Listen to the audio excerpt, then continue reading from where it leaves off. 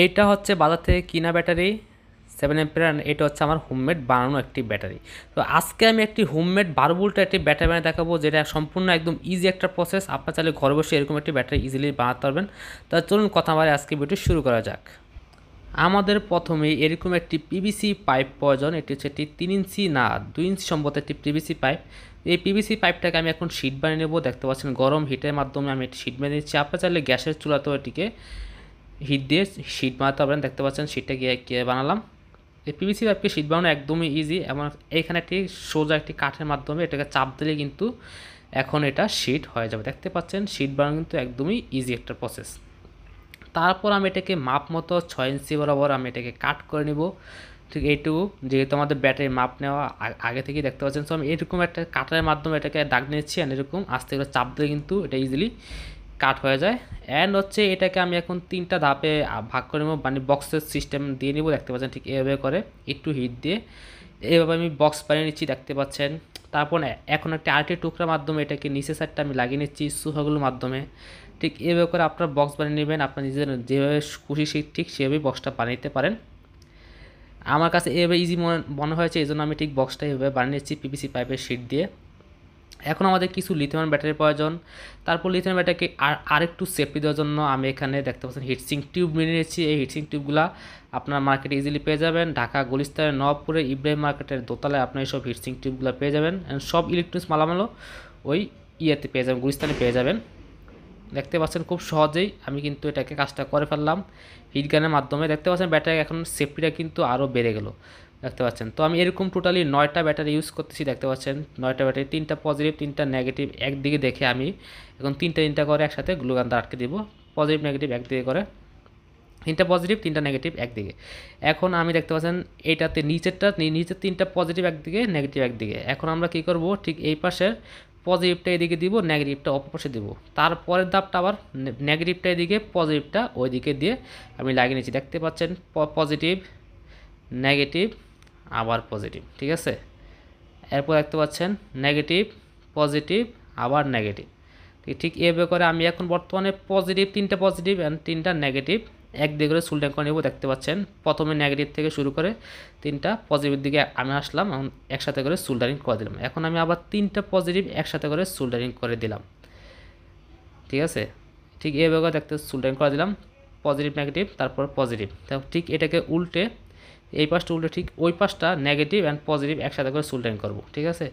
এখন আমি negative positive একসাথে করে সোল্ডারিং করব। যারা এখন আমার পেজটাকে এখনও ফলো করেন, পেজটাকে ফলো করে দেবেন, অ্যান্ড চ্যানেলটাকে নতুন হয়ে থাকলে সাবস্ক্রাইব করে পাশে থাকবেন, ঠিক আছে। এখন আমি আবার 3টা নেগেটিভ একদিকে করে দিলাম। তো আমাদের হয়ে গেল 12 ভোল্ট, দেখতে পাচ্ছেন। এখন আমাদের একটি 3S 25 এমপিয়ার একটি বিএমএস প্রয়োজন। দেখতে battery negative B2, battery B1 and হচ্ছে ব্যাটারি পজিটিভ। ঠিক এইখানে 4টা পয়েন্ট দেওয়া আছে। আর পাওয়ার পজিটিভ পাওয়ার নেগেটিভ এখান থেকে আমরা চার্জিংও করতে পারবো অ্যান্ড ব্যাটারি আউটপুটও নিতে পারবো, ঠিক আছে। এখন আমি ব্যাটারিটিকে ঠিক এইভাবে করে জয়েন দিয়ে নেব। দেখতে পাচ্ছেন ব্যাটারি পজিটিভটা পজিটিভে। তার আগে কীভাবে একটি সেফটি পাওয়ার জন্য আমি এখানে একটি কাগজের টুকরো নিয়ে নিচ্ছি, যাতে বিএমএসটা লাগানোর জন্য।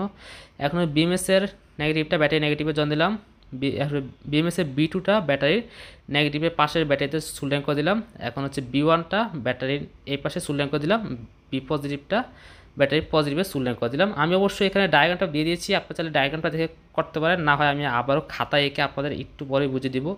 এখন দেখুন এটাকে ট্রান্সফার করার পরে 11.93 ভোল্ট উঠতেছে।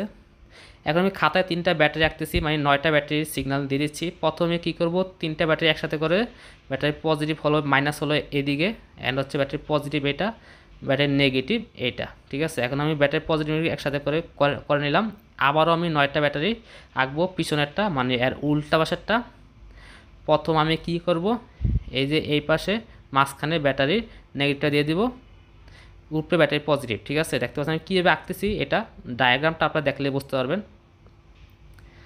এই যে দেখতেছেন ব্যাটারি পজিটিভটা, এই যে ব্যাটারি নেগেটিভ পজিটিভটা নিচের ধাপটা। তারপর এখন আমরা উভয় ধাপটা ব্যাটারি নেগেটিভ পজিটিভ, এই যে এইটা, তারপর ব্যাটারি নেগেটিভটা এই যে এইটা, ঠিক আছে।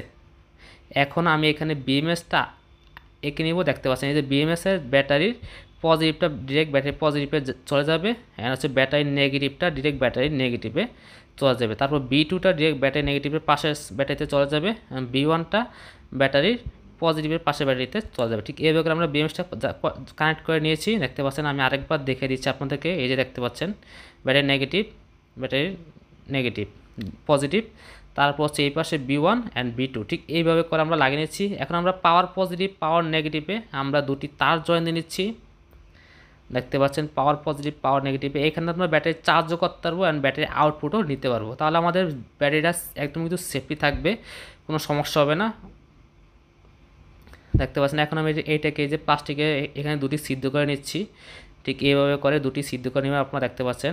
যেহেতু আমি দুটি ব্যাটারি পয়েন্ট লাগাবো, এখন আমি ব্যাটারি থেকে দুটি দেখতে পয়েন্ট আমি খুলে নিয়েছি আগে থেকেই। আপনি এখানে চাইলে নাট বল্টু বা যে কোনো কিছু দিয়ে আপনারা এখানে আটকে নিতে পারেন। আমি যেহেতু এটা ব্যাটারি সিস্টেম করতেছি, এখন আমি এটাকে বক্সের ভিতরে ব্যাটারিটা ঢুকিয়ে নিলাম।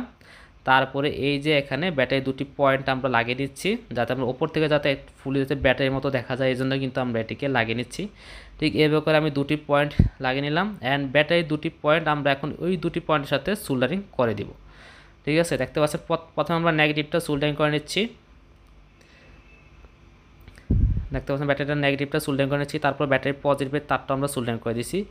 তারপর আমরা এখন পিভিসি পাইপের শিটের মাধ্যমে আমরা এখন এই পাশটাও লাগিয়ে নিব। তাহলে আমাদের হয়ে গেল 12 ভোল্টের মিনিমাম 5 বা 4 এম্পিয়ার একটি ব্যাটারি। দেখতে পাচ্ছেন আমি মূলত বলে দিই 1000 mAh-এ 1 এম্পিয়ার। আর যেহেতু আমি এখানে সিজে কানেকশন করছি, এই জন্য আমাদের কিন্তু এখানে 3টা ব্যাটারি প্রায় 2 এম্পিয়ার মতো হবে আউটপুট, বা 1.5 এম্পিয়ার এরকম। দেখতে পাচ্ছেন আমাদের ব্যাটারির কাজ কিন্তু সম্পূর্ণ কমপ্লিট। এটা হচ্ছে বাজারে কিনা আর এটা হচ্ছে আমাদের ঘরে বানানো। দেখতে পাচ্ছেন কত ছোটো, বাট ওটার সাথে কিন্তু আমার হাতে বানানোটা কিন্তু অনেক ব্যাটার কাজ করবে, অনেক ভালো পারফরমেন্সও কিন্তু দিবে।